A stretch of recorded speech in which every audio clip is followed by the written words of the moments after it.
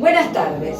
Bueno, hoy vamos a ver el segundo capítulo de este maravilloso libro, de la cual he tenido que resumir para poder luego trabajar en la clase, de la cual voy a ser fiel al autor que lo escribió y voy a leer textual, tal cual él lo escribió, y después lo vamos a desarrollar en la clase. Hablamos ahora de la segunda ley mental. Ley de memoria elástica. Las personas que piensan siempre igual hacen que sus rutas neuronales produzcan siempre la misma secreción y el organismo se acostumbre a ella. Es lo que se conoce como psiconeuroadicción. O sea, que la tendencia a persistir en hábitos y conductas negativas no solo es mental, sino también química. Veremos personas que son adictas a quejarse, a ponerse en posición de víctimas, y otras que debido al aburrimiento y vacío que les produce su vida, buscan algo que les active, como los deportes de riesgo, las discusiones, los chismes, etc. Que les produzca algo de adrenalina. Es debido a este mecanismo que las personas se ven envueltas en situaciones que piensan que no pueden manejar, evitar o solucionar, y se resignan a sufrir. El estudio y la observación constante hacen que la mente cree conscientemente nuevas rutas neuronales. Esto es lo que se conoce como reconexión neuronal y práctica cerebral. El estudio y la observación constante crea nuevas rutas neuronales. O sea, que si yo este libro lo estudio, ¿qué estoy creando? Una ruta neuronal, una nueva ruta neuronal. Cambiando lo que tenía grabado anteriormente. Por supuesto, tengamos en cuenta que la observación, a través de la observación en la vida diaria, es lo que realmente logra que nosotros, a través de la observación y de lo que hacemos, de los hechos, ahí es cuando la ruta neuronal se graba, en el cerebro. Estamos hablando del cerebro. El cerebro es el hardware y la mente es el software. Software y hardware trabajan juntas, pero siempre tengamos en cuenta que tenemos que modificar al cerebro. Estamos muy acostumbrados a hablar de mente, mente, mente, la mente, la mente, la mente, y la mente no es el problema. El problema son el cerebro. Y estoy hablando del cerebro límbico y no del prefrontal, que el cerebro límbico es el segundo cerebro. El córtex, que es el que está atrás, que eso lo vimos en la clase anterior, es el más nuevo y es el que graba las ideas nuevas, el que tiene como más elasticidad. Pero cuando nosotros gastamos mucha energía con pensamientos negativos, con acciones que por ahí no están acordes a una administración de nuestra energía correcta, automáticamente la energía se gasta, o sea, se gasta la batería del tercer cerebro y vamos al cerebro límbico. El cerebro límbico automáticamente queda como un estado casi de muerte. casi como que no funciona. La mente no puede actuar sobre un hardware que no funciona. Luego, para activar ese cerebro, cuesta. Bueno, no es útil luchar contra las ideas que traen los alumnos, familiares, amigos o pacientes.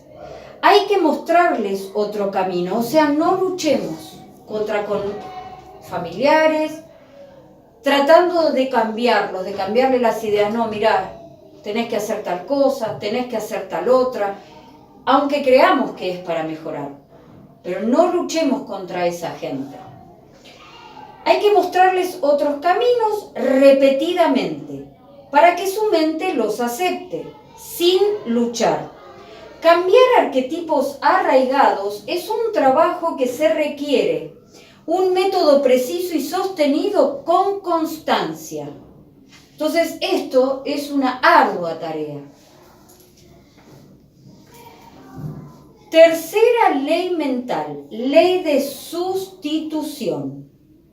No hablar de problemas, hablar de soluciones. No va a cambiar tu vida si no cambian tus actos. Cuando revisamos a un paciente en consulta y le decimos claramente, si usted quiere mejorar su salud, tiene que cambiar sus hábitos de higiene. Esto está hablando porque el que lo escribe tiene una clínica odontológica en Granada, España. Y él tiene, la costumbre de hablar de sus pacientes como yo podría utilizarla hablando de los consorcistas, ¿no? Entonces, le está diciendo que tiene que cambiar los hábitos de higiene. El paciente decide que no los va a cambiar, pero piensa que puede estar sano. Eso es una cuestión ilógica. O sea, si vos no cambias tus hábitos, no podés sanarte. Si seguimos resistiéndonos a realizar los cambios que tenemos que hacer, sencillamente la vida no nos va a cambiar. No eres tú, es tu cerebro. Cuando dejas de ver lo que hacen o dicen los demás,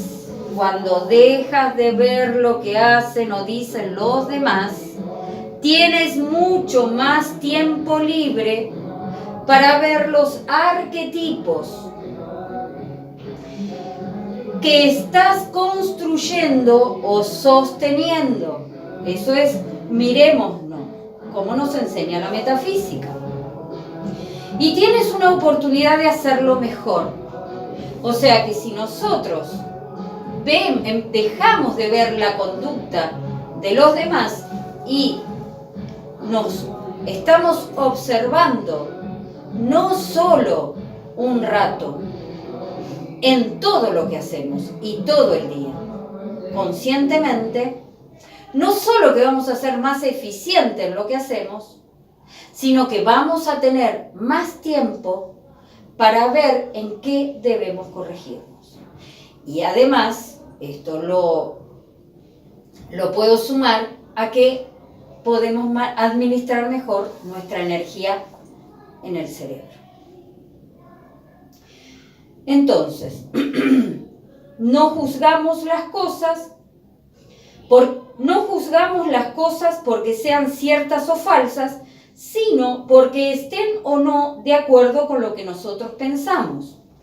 Esto es muy peligroso, porque si ese pensamiento nuevo encaja en nuestras estructuras arquetípicas, lo aceptamos.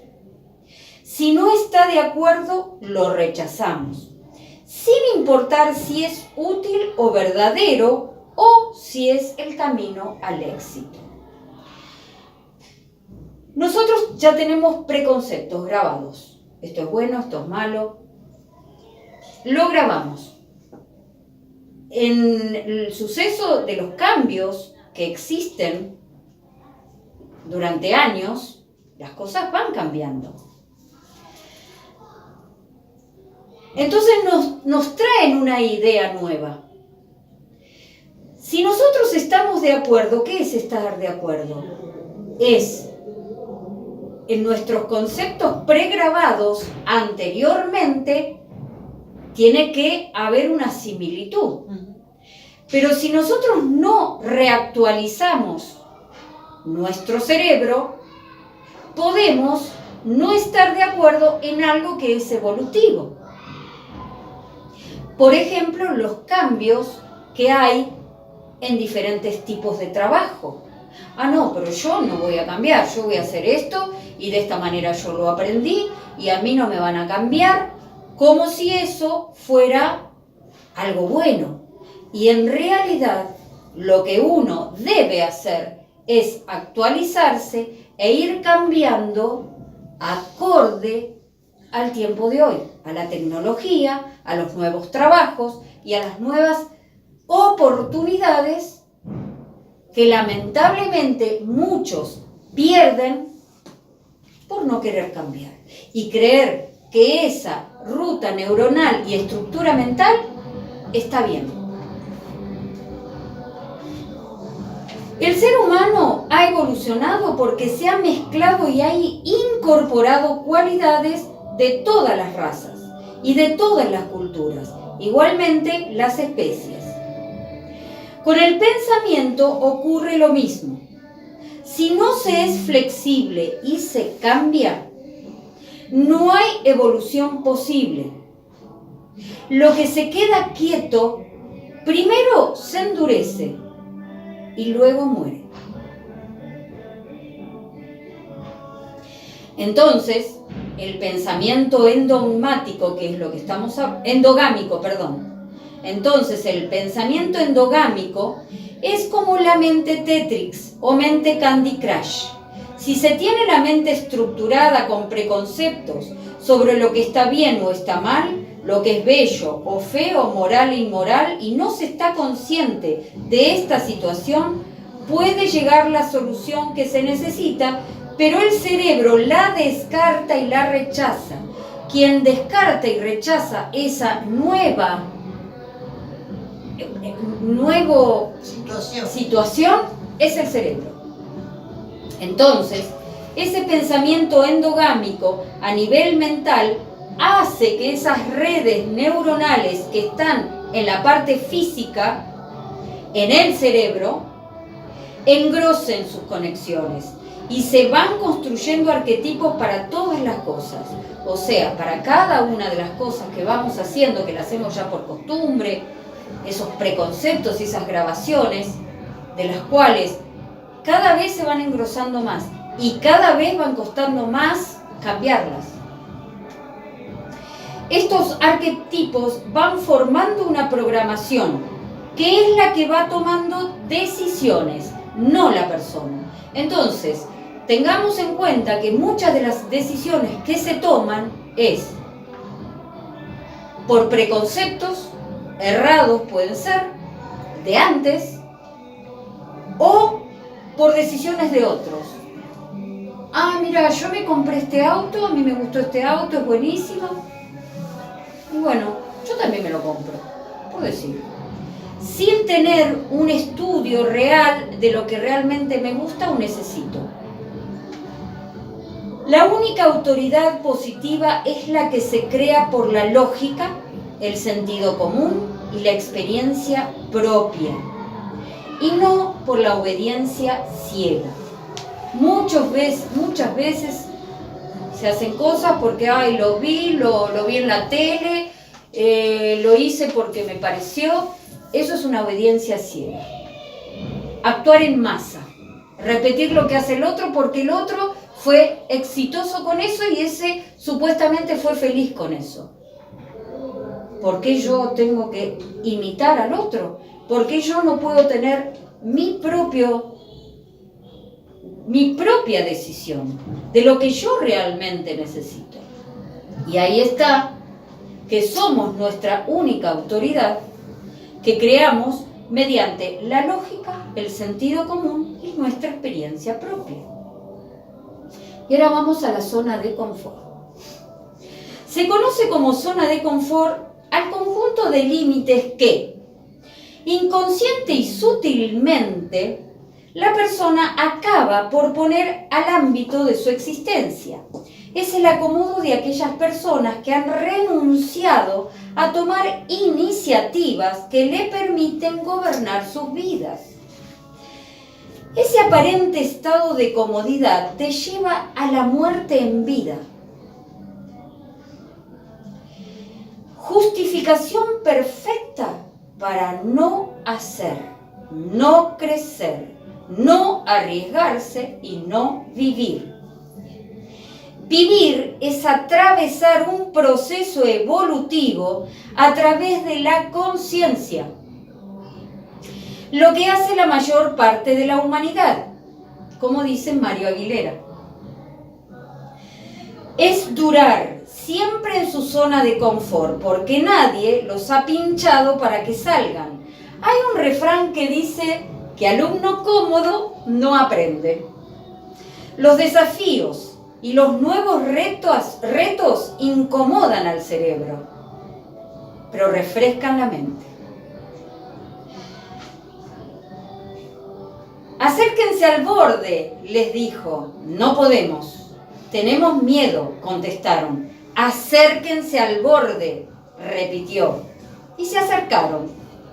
Él los empujó y levantaron vuelo. Estar ok. Ok es una sigla o abreviatura para zero kill. 0 soldados muertos. De ahí viene. Venían los soldados en una batalla y decían, estamos ok. 0 muertos. Pero no estaban nada bien. Estaban heridos, alterados psicológicamente. Pero como había 0 bajas, se decía, estamos ok. Si preguntas a alguien, ¿cómo estás? La respuesta es automática. Ok, bien. Mentira. No se está bien. No se sabe a dónde se va. Porque no se tienen metas que respondan a objetivos. Por lo que se está emocionalmente mal. Pero acostumbrado. El cerebro dirá ok. Pero la persona no está bien. Su cerebro se ha acomodado de alguna forma al entorno, a veces con un estrés y secreción enzimática y hormonal tan alterada que le va a traer un deterioro de la salud a largo plazo. No hablamos de inconformismo. Hablamos de mejorar continuamente, disfrutando y sin sufrimientos. Los 3 hábitos para mejorar rápidamente es observar, etiquetar y gestionar. 3 hábitos que nos permitirán desmontar el pensamiento automático, la distracción y la emoción descontrolada. Observar. Lo primero que nos conviene es auto-observarnos habitualmente, darnos cuenta de los prejuicios que tenemos, las limitaciones autoimpuestas, los temores infundados que han sido creados y almacenados por años en nuestro cerebro. Y son responsables de nuestra conducta. Cuando comenzamos a implantar esto como una gimnasia, seremos capaces de detectar estos factores en los demás y así llegar a una comprensión más profunda de los comportamientos en la práctica diaria. La observación es el primer paso hacia la sabiduría, que erradica la ignorancia y el sufrimiento. Observar no es juzgar ni calificar. Es ver el contenido psicoemotivo. y darse cuenta de la relación entre causa y efecto en todo lo que nos sucede. Esto después lo vemos. Sí. Etiquetar. Cuando a través de la observación propia y de los comportamientos del entorno llegamos a precisar qué nos pasa y por qué nos pasa, logramos etiquetar. Logramos etiquetar la situación y descubrimos qué es lo que está sucediendo. No es lo mismo estar desilusionado que triste o furioso o desmotivado o deprimido o eufórico o alegre. Esto significa que uno se tiene que ver tal cual es. Estoy triste. ¿Por qué estoy triste? ¿Qué me pasa? ¿Eso es etiquetar? Eso es etiquetar. ¿Qué me pasa? Ahora, eso no me debe producir que tenga que sentirme juzgarme, o sea, que me tenga que aparte angustiarme o sentir culpa. O pensarme equivocada, ¿no? No, me acepto tal cual estoy. Estoy triste. A ver, ¿cuál es el motivo por el cual estoy triste? Y lo analizo. Pero lo analizo sin culpa, sin juzgarme, sin juzgar al otro. Y de esa manera, al verlo, automáticamente se va disipando la tristeza. Se va comprendiendo y al comprenderla se soluciona. Porque de luego en la otra oportunidad que nos vuelva a pasar una situación similar, eso ya no aparece más. Digo tristeza como puede ser angustia, como puede ser depresión, como puede ser euforia.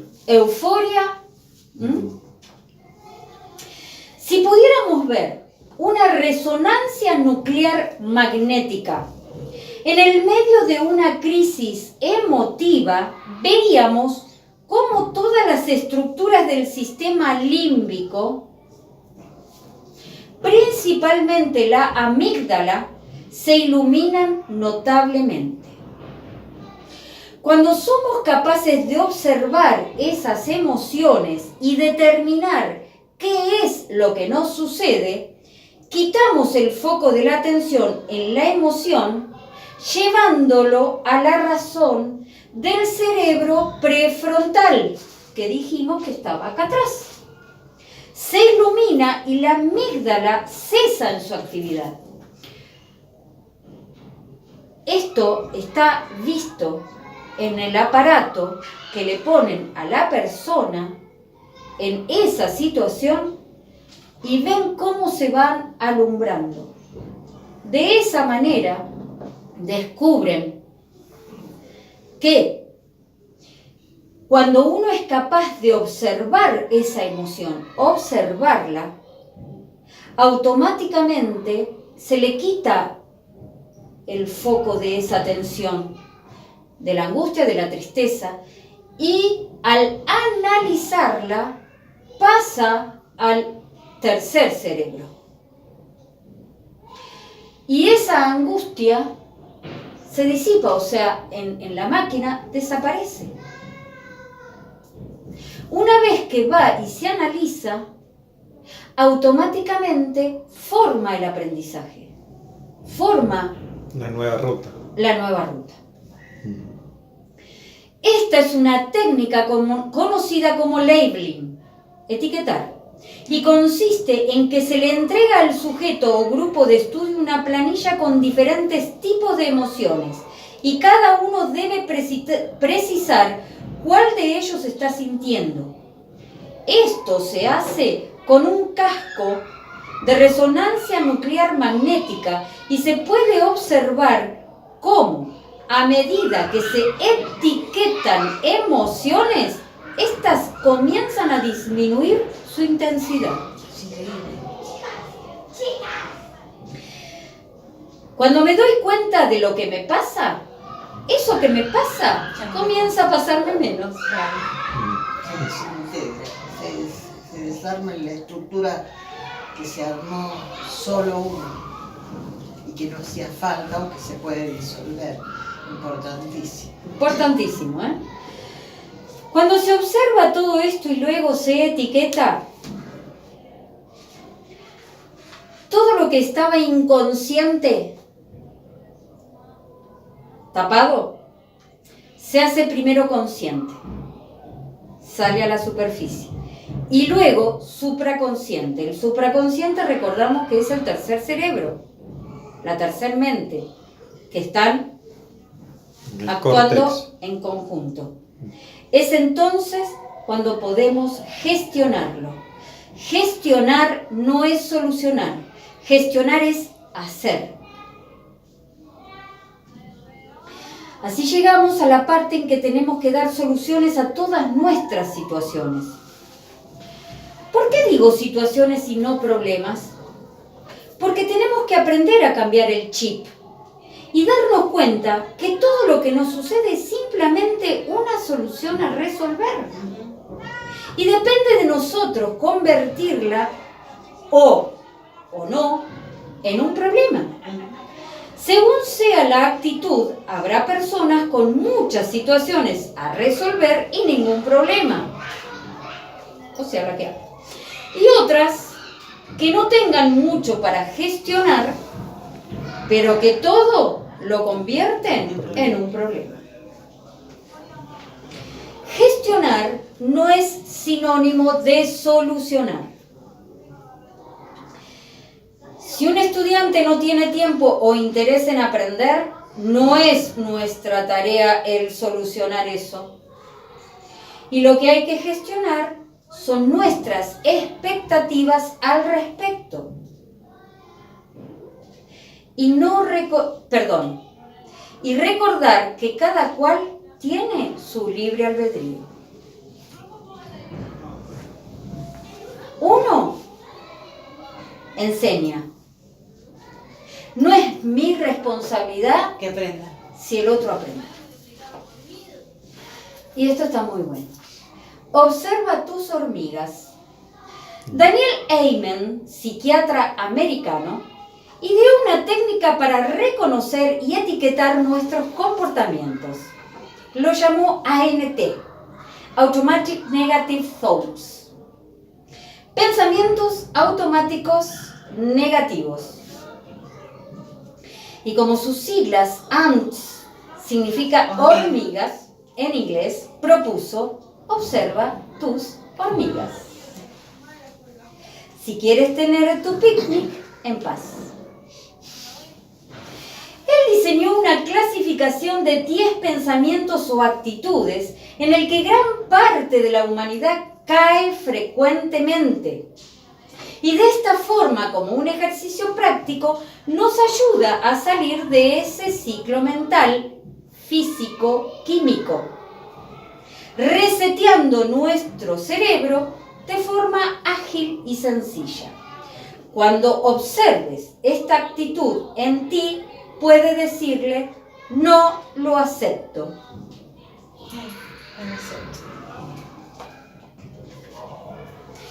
Podríamos decir que estas 10 actitudes que dinamitan el éxito personal y grupal, por lo que hay que reconocerlas y cuidarse de ellas. ¿Cuáles son estas ANTs? las hormigas. Voy a nombrar las 10 y después las explico.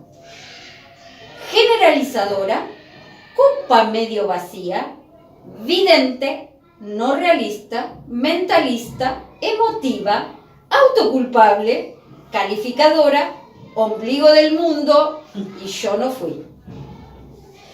Generalizadora. Todo me pasa a mí. Nunca me escuchan. Todo me sale mal. Siempre me engañan. No sé si alguna vez lo han escuchado. No lo acepto, por lo menos mental. No lo acepten ni siquiera en otra persona. No digan, ay, pobrecita. No, porque son cómplices, porque se unen a esa energía. Tengan cuidado. Copa medio vacía. Está focalizada en lo negativo. Siempre ve la parte negativa de todo, cosa que yo hago la parte contraria. Siempre veo la parte positiva de todo. Vidente. Que pronostica el futuro. Saben todo lo que va a suceder y siempre el futuro es negativo. No realista. Esta es una hormiga que parece positiva. Se disfraza de positiva. Pero es igual que las otras, porque exagera las expectativas. Voy a empezar a trabajar y al segundo mes me van a subir el sueldo. Ser positiva y constructiva no significa exagerar las expectativas. Hay que ser realista. Si exageramos las expectativas, esperando que algo que puede suceder no sucede, habrá desilusión. Y después de una gran desilusión, viene una depresión, una angustia, una tristeza. Porque creemos que perdemos algo sin haber perdido Si nunca nada. lo tuvimos. Solamente fue una expectativa. Cuando esperamos que el otro haga algo por nosotros, No.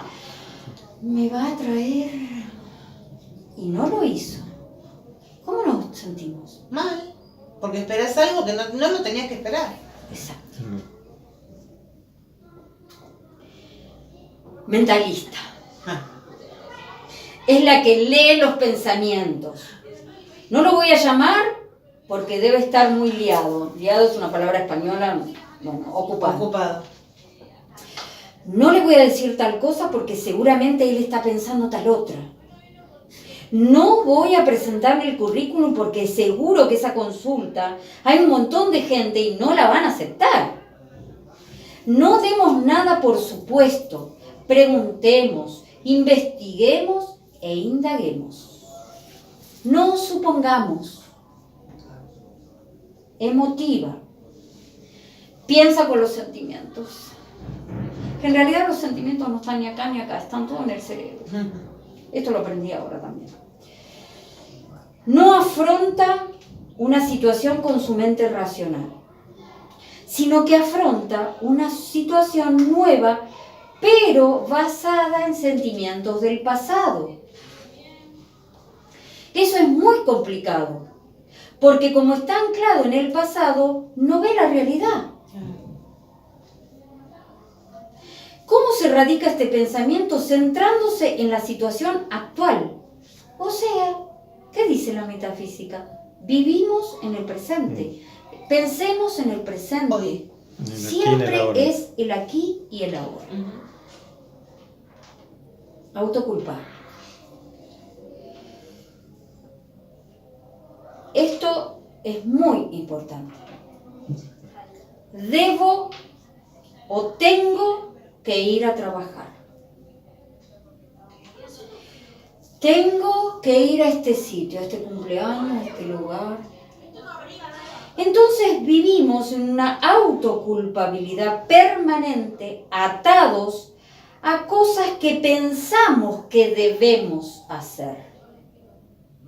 Llenos de compromisos que nos agobian y creemos que tenemos que sostener.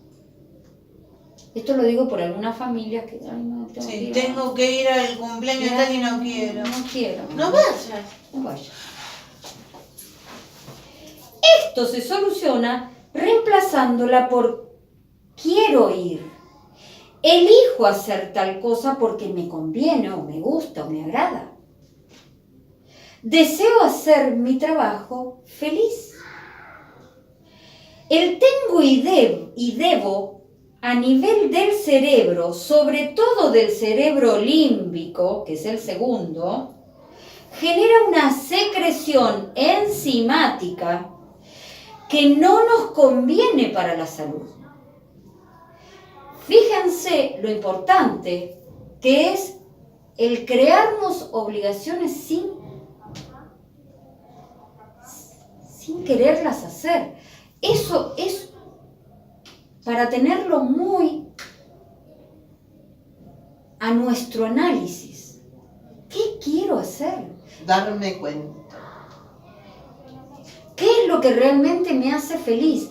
Y empezar a trabajar sobre eso. Desde lo mental primero y luego en acción. Bueno, calificadora, que juzga a todas las personas. Muchas veces se etiqueta a los pacientes o a los miembros de un equipo. Esta es una pesada, el otro es un creído, aquel es un torpe, este es un agarrado, este es malo y la otra es una tonta. ¿Cuál es el problema con esto? Que tú etiquetas con tus conceptos, pero tus conceptos no son verdad. Lo mejor es dejar que los hechos hablen y no poner etiquetas negativas a nadie. Y eso lo hacemos todos. Sí, todos los días. Juzgamos por apariencias, juzgamos por cómo mira, cómo... Bueno, hay que conocer a la persona o no, o directamente no juzgar a nadie. Eso, la metafísica lo repite Sí. una y otra vez. Sí. Ombligo del mundo. Que todo lo personaliza, tiene mala cara. Seguramente por lo que yo le dije. Está distante, debe ser por mí. Algo que... Son el blanco de todas las cosas que suceden en el mundo. Esto es falta de autoestima y necesidad de atención. Si yo estuviera delante de un público en este momento, diciendo eso, diría, siempre uno busca que la conciencia del otro se despierte. Son todos inventos de mi cabeza. Exacto. Ahí la agarran, porque todo muy lindo, el relato. Que se den cuenta que todo lo inventamos nosotros. Claro. No podemos ser objetivos. Hay que aprender a hacer la diferencia entre objetividad y subjetividad. Tal cual. No lo hemos aprendido nunca. Pero hay que darse cuenta. Exacto. Por eso hay que observarse. Y ese sería el sutil secreto que no es secreto, pero que parece que lo fuera. Esa es la base de todo lo que estás diciendo. Exacto. Y la última, la más grave, la número 10, yo no fui. Es la más tóxica de todas. Porque es la hormiga que culpa a los otros de sus males. Claro. La culpa la tienen los políticos. Sí. La culpa la tiene la sociedad. La culpa la tiene mi padre que me educó mal. La culpa la tiene la religión o la culpa la tiene el gobierno. ¿O no? ¿Sabes? Cuando una persona culpa a otra, se desresponsabiliza y se convierte en víctima. Y así, como víctima, adquiere una posición pasiva, desde la que no se puede cambiar ninguna situación. Es muy nocivo para un equipo cuando un integrante toma una postura, sea quien sea. Es muy molesto cuando alguien, en vez de asumir un error y corregirlo, se pone a dar 1000 excusas.